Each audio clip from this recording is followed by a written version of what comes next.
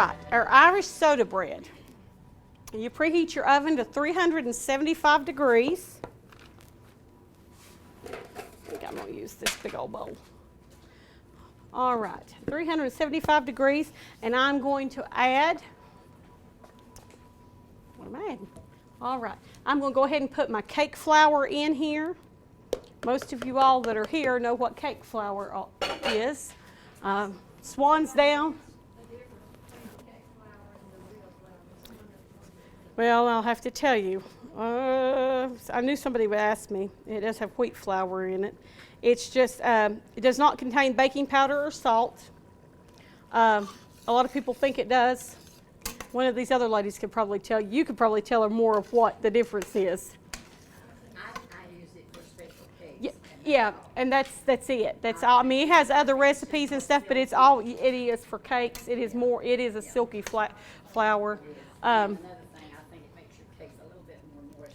Yeah, and it has wheat flour. That's about the only thing that I can see that is different, is it has wheat flour in it instead of just regular enriched. Some of the other flour you get is really processed, but this is just silky and nice. It's beautiful white, and that's the only thing I've ever used it for, is for cakes. All right, now we're in this recipe. It's soda bread, so you actually use baking soda. Most people have baking soda. Sometimes the only thing is with baking soda, you've had it a while, it kind of does lose its effect just a little bit.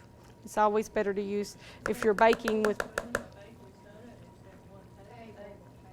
Oh, let's see. It is 1 teaspoon. It is 1 teaspoon of baking soda. No, it is tablespoon. Sorry. All right. It is tablespoon. Mine's wrote out. All right, there we go. You are right. I told you all. I was losing it today. I was reading, my daughter rewrote this recipe for me, and she had the small t, but then she printed it part of the way out, and I was just looking at the small t. I apologize. Okay, anyway, tablespoon of salt. Tablespoon of baking soda, a 1/2 teaspoon of salt. I'll get the half somewhere in there. All right. Now we're back on track. 1/2 teaspoon of salt. All right. And we're going to add a cup of raisins.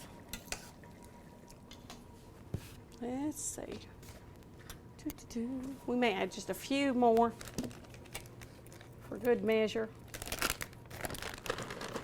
Right there's about a 1/2 cup. You cannot have too many raisins in this recipe.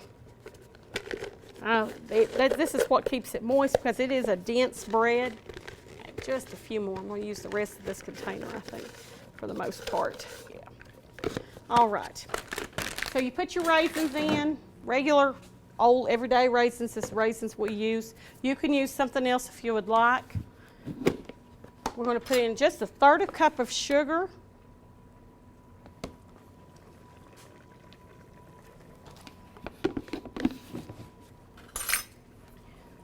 We're going to stir that up, just like any other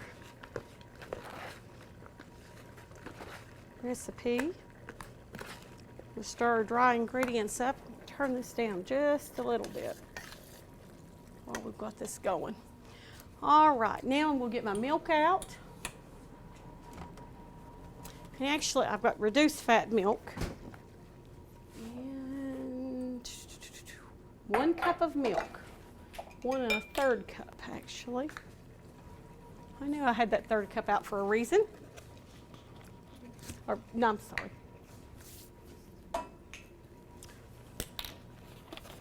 Okay.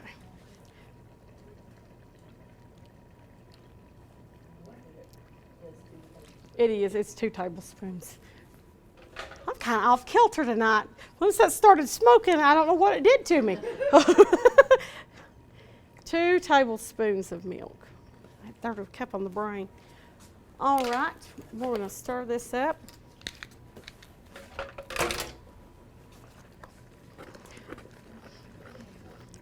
This is a very inexpensive bread. Most of the times we have raisins sitting around. You could put any other dried fruit in there. This is just traditional. Now once you start stirring this, the fact of the matter is, and you spray your pan, a cake pan, very well. But this is a very dense bread. But I found the biggest thing with this, there's nothing that beats just kneading this bread up. Now this one's a little bit more moist than the first batch I made.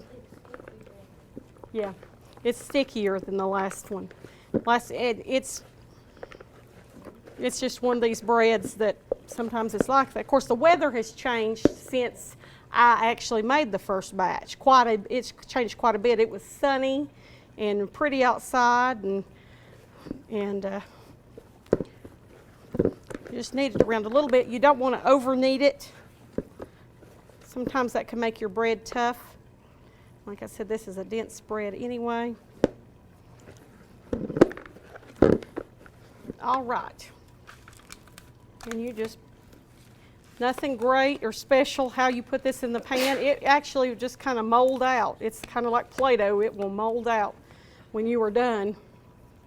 You have this beautiful little pan of bread. Let me wash my hands real quick.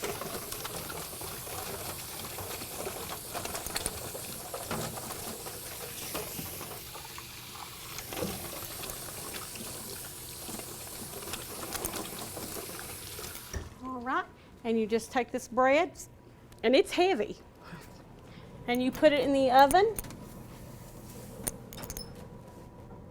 375 for 28 minutes. I don't know why 28 minutes, but 28 minutes is the magic number. When you get it out, we've already been in the bread. This is what you get, and it's a beautiful little bread. It is good served with butter, cinnamon.